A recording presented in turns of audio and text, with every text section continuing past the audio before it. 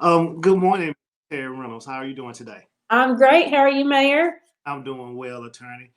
Thank you so much for taking this opportunity, this time out to meet with me and talk with me about the Revive Plus COVID-19 relief grant funding that the government set for people. Um, it's something that's dear to me to most definitely always put information to my people, my constituents' hands, especially my small businesses and my nonprofits. So in doing so, I thought it not robbery for the community for me to reach out to Attorney Terri Reynolds, one of the best attorneys that I know, and I want to see if you could give me an overview of this particular grant and how I could help my people receive some of this funding. Thank you, Mayor Clark, and you're very wise to share this information with your constituents. It's a great opportunity for nonprofits, for small businesses, and for faith-based organizations to apply for some help and get some relief from the pandemic that's impacted us all. To answer your question, let me just give you a little bit of background about this program. So, as most people are aware, earlier this year when the virus hit, the federal government enacted the coronavirus Aid, Relief, and Economic Security Act, which is better known as the CARES Act. And they distributed money to states and, in some cases, local governments to provide some relief and to help states and local governments provide their constituents with some relief from this unexpected pandemic that's taken over the country. So the state of Alabama, with Governor Ivey as the head on this, has now enacted this second round of grant funding for small businesses, for nonprofits, and for faith-based organizations. The state of Alabama got $1.7 billion to help the state recover from the coronavirus. And this program allocates $200 million to small businesses, faith-based organizations, and nonprofits. So it really creates a great opportunity for those that have been impacted by the coronavirus. Oh, that sounds so good, so great. Tell me this: how can our citizens, business owners, nonprofits, how can they become eligible, and what's the criteria for them? That's a great question. So there's a couple of things that the CARES Act kind of requires to receive any of these monies. First of all of the expenditures have to be incurred as a result of COVID-19. So we're not looking at, this is not money to go and buy a new car or to go buy a new sound system. This is money to help you cover costs and incur costs as a result of the pandemic. So you need to be thinking about expenditures like PPE. You need to be thinking about expenditures like cleaning and sanitation costs. You need to be thinking about expenditures like technology and virtual platforms, things that directly tie back to your business or your nonprofit or your church being impacted by coronavirus. If for small businesses, as you're going through the application, and we'll look at that before we finish today, you need to be thinking about how did the pandemic impact my business. So like if you're seeing less traffic come through the doors and you've had to make some adjustments, those are the sorts of things that you need to be thinking about as you complete this grant application. The money that you're asking for when you complete this application, it has to be for items that were not budgeted as of March the 27th of this year, which is when the CARES Act was enacted. All the expenses that you're requesting this funding for have to be incurred on or after March the 1st of 2020 up through December 30th of 2020. So where the eligibility window for these expenditures that you would be asking for this money for have to be between March 1st of this year and have to be closed and spent by December 30th of this year. Again, like that is all because this is about COVID-19. This is not just free money. This is money to help businesses, nonprofits, and faith-based organizations recover from the impacts of the virus. So qualifying entities also have to certify that any of the money that they receive from this program will not be used for certain purposes. And I'm just going to go through this list. The money should not be used as a reimbursement for costs or damages that are covered by insurance. It should not be used for expenses that have been or will be reimbursed under any other federal program, like the PPP loans or the Economic Injury Disaster Loan Program. It should not be used for reimbursement to donors for donated items or services. It should not be used for workforce bonuses unless you're looking at hazard pay or overtime pay as a result of the virus. It should not be used for legal settlements, and it should not be used for severance pay. So that's a pretty good overview of the eligible uses of the funds. And did you ask me, Mayor, about what businesses, what criteria they have to meet to be eligible to? I thought you asked me that as well. I didn't, but I most definitely need to know that. Okay, all right. Well, so here are the eligible applicants for this program. Alabama-based businesses that have 50 or fewer employees. So again, Governor Ivey was very clear that the objective of this program is to help Alabama's small businesses. Alabama-based nonprofits and Alabama-based faith-based organizations are eligible to apply for this program. Ineligible applicants, if your organization or entity is seeking support for services outside of the state of Alabama, you are not eligible to apply for this. You have to have a valid taxpayer identification number to apply for this. Nursing homes and hospitals are not eligible to apply for this. And individuals are not eligible to apply for this unless they file their taxes as a sole proprietor or LLC filing as a sole proprietor. Otherwise, individuals are not eligible to apply for this grant. Okay.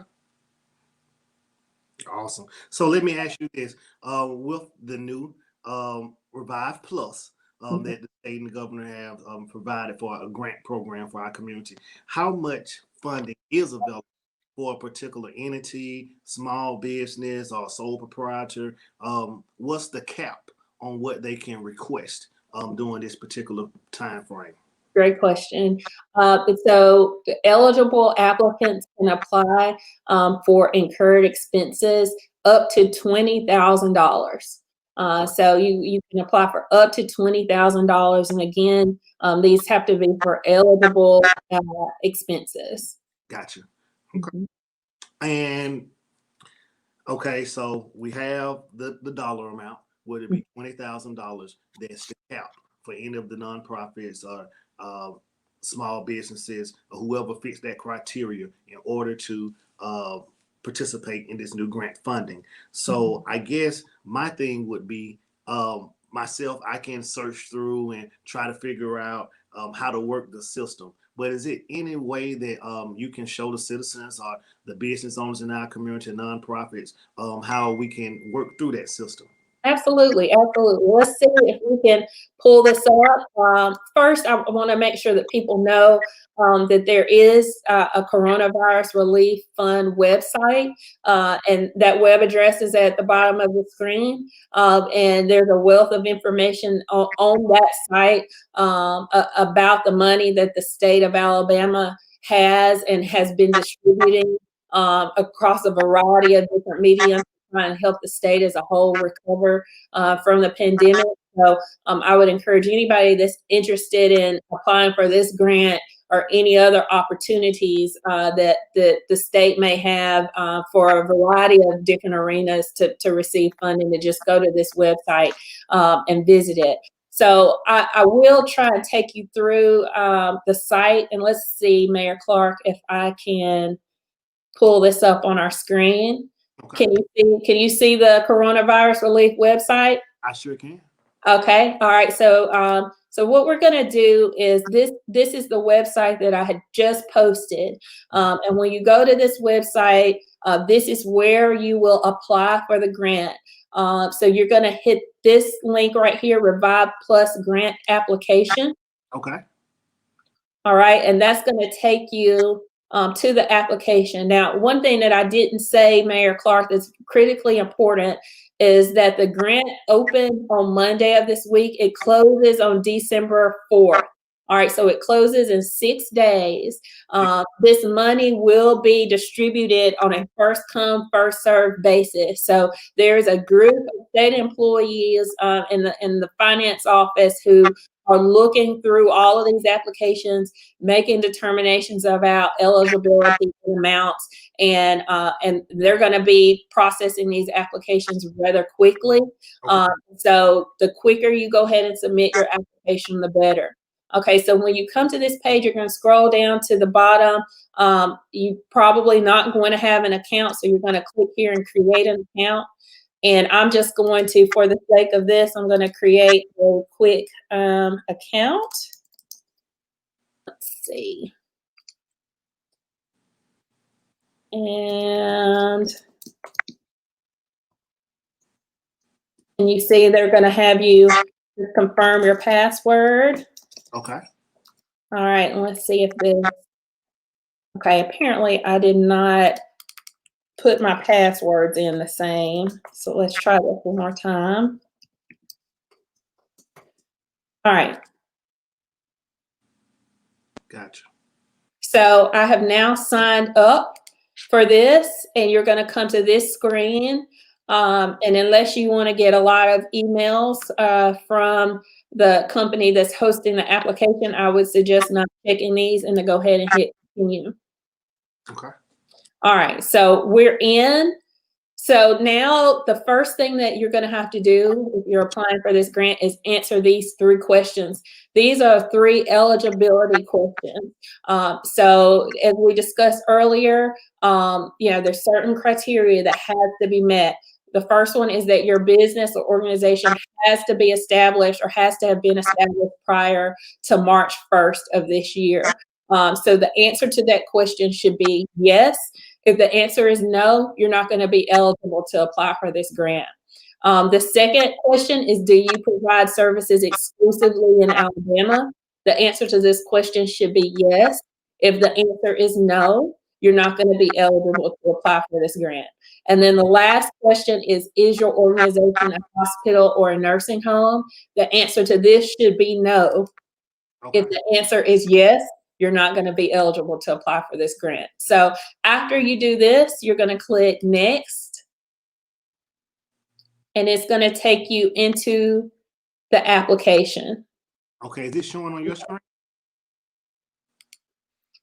Okay, so it looks like it's not. Let's see if I can fix this.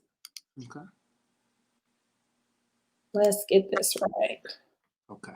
Looks like we lost our screen share. So let me go back and see if that gets us right. Okay, awesome. Can you see this now? I can. Can you go back just for the people who may have missed the question page? Okay. Let's see. This is taking us all the way back, and we're going to sign in again. I hate that because I was on a roll. Okay. So let me go back.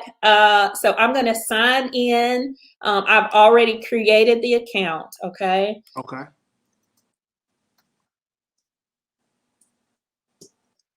Okay. Can you still see me, Mayor?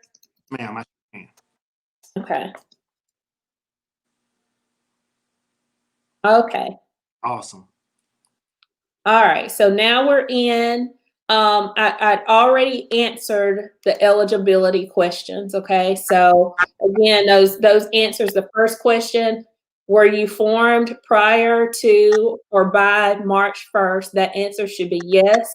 The second question is, do you provide services exclusively to residents of Alabama? That answer should be yes. And the third question, is, are you a hospital or a nursing home? That answer should be no. If your answers are different than what I just said, you are not going to be eligible for this grant, okay? So now we're in at the actual application. Okay. So you're going to enter the name of your business entity here. Okay. And then you're going to have to select the type of organization you are. For most folks, this will be a company. But again, if you are, if you file your taxes as a sole proprietor or as a LLC sole proprietor, you can check the individual option. Okay, you're going to have either your federal employer identification number or your social security number to complete this application, and you're going to enter that here. Okay. Okay, you're going to have to provide what type of business or organization you are, a corporation, a partnership, one of the different classes of LLC, or a nonprofit or faith-based organization. Mm-hmm. Okay, you're going to have to enter your physical address. This has to match whatever information is on your W-9, which you will have to attach to this application. So if you don't have a W-9, you can pull one from the internet and complete that. And again, the information and address that you provide on that form needs to match what you put here. Awesome. Okay, the next section asks for payment information, and you're going to have to include your bank account type, whether you want it to go into your checking or your savings. Okay. And you're going to need to include your bank account routing number and your bank account number. Mayor, can you see this okay, or should I make the screen a little bigger? I can see it pretty well, but if you would like to make it bigger, that's fine with me. Okay, let me make it a little bigger for full screen so everybody can see it. Okay.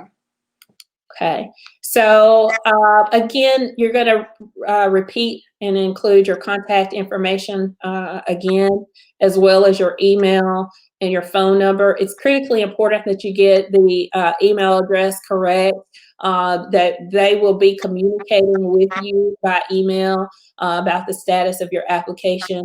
Also, and I should have said this earlier, but when you create your account and you enter your username and which will be your email address and your password, make sure you hold on to that information, because you can go back to this website, log in, and check the status of your account.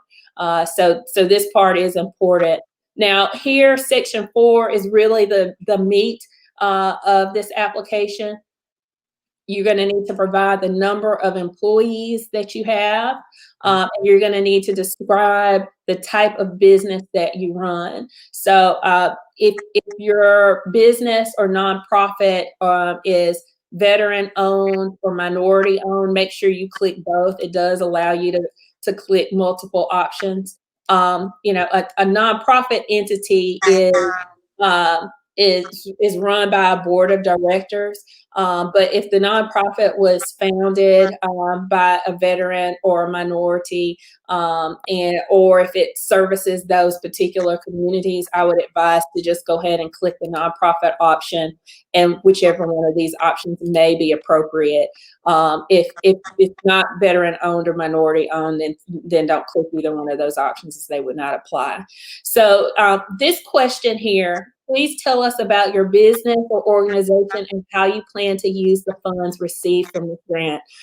This is the most important part of this application. So you do want to provide a narrative description about your business or organization, the services that you provide, but then you really need to go into explaining how you plan to use the funds received from this grant. And Mayor Clark, this part is really important because, again, you want to make sure that you are explaining that you intend to use the funds in ways that comply with the CARES Act guidelines. If you have any questions about what those guidelines are, you know, whether your expenses actually fall within those guidelines, there is a Q&A portion on the website that gives you a little bit more information about the Treasury guidelines. Some of that can get a little convoluted, and so I'm happy at the end of this broadcast to put my email address on the screen. And because you're a friend, Mayor Clark, if any of your constituents want to send me an email and ask questions, I will be happy to do what I can to help walk them through this. So again, this question that's highlighted in purple on the screen is the most important question on this grant application. You're also going to be asked to describe any other state or federal funding for COVID-19 that you've received or that you've applied for or that you anticipate receiving. So if you've applied for any of the federal loan programs, you want to disclose that in this section. Even if you didn't receive it, let them know that you applied and that you did not receive it or you were denied, or if it's pending, you can include that as well. Also, you need to describe any state funding that you receive from COVID-19 PrEP. So this is actually the second round of this grant. There was a previous grant that was made available by the state to businesses and nonprofits and faith-based organizations. If you apply for that, whether you received it or not, you need to disclose that here.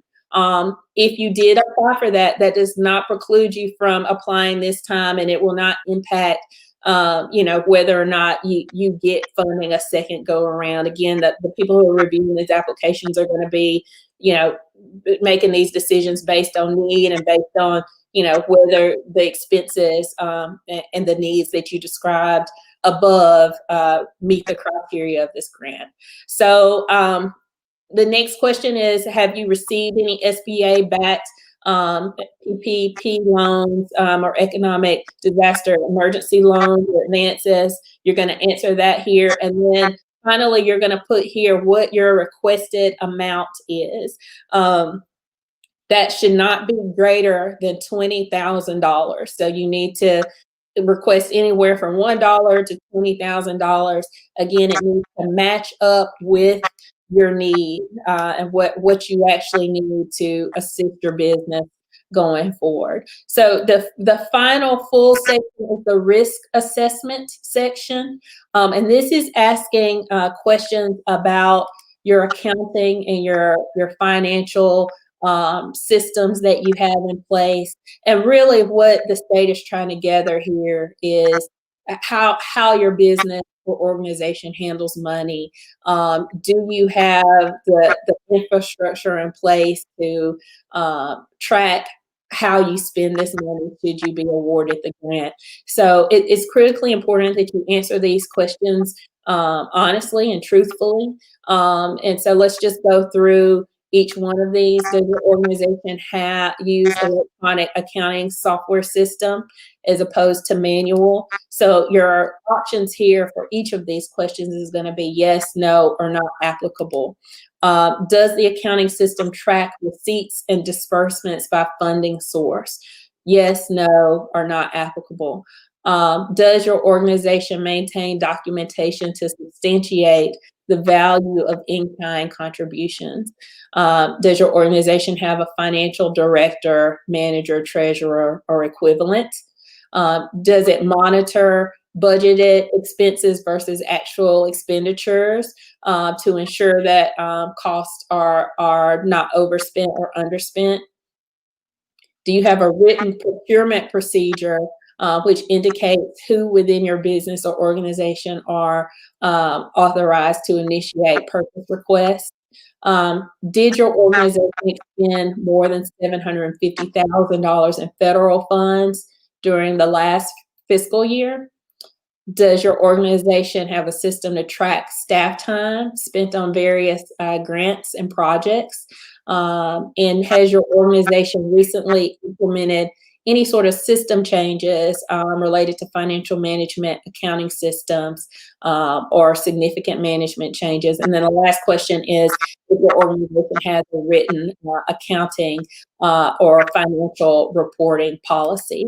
So, these again, Mayor, these are all questions that are designed to help them assess the financial integrity of the organizations that they're giving this money to. And the state is required to meet certain criteria from the federal government. So they're trying to, through this application, ensure that they are, to the best of their ability, meeting that criteria without making it overly cumbersome for Alabama business owners and faith leaders and nonprofit organization leaders to access this money. So the final part that we want to look at there is just the required documentation that you have to include to substantiate all of the information that you've entered in the grant. You should have a copy of a W-9. I recommend making sure that that W-9 is signed in the year 2020. So if you're still using a W-9 for 2015, go on Google and pull you another one and get it signed and filled out properly and attach that. I know that they ask you to provide your account number and routing number earlier, but you're also going to need to attach a voided check. Make sure that the physical address that is on your voided check matches the address that you've entered above in the earlier parts of this application. Then the final thing that is required is a certification and assurance form. You can click here to download that form, and it will take you to a website that has a copy of that form. And it's very simple. You're just basically putting in your name, your title, and you're certifying that you agree to meet all of the criteria that is required to be a recipient of these funds. Finally, you can attach any other supporting documentation that you think will assist the state in determining whether you should receive the grant or not. If you're a nonprofit, you may want to attach your bylaws, your articles of incorporation.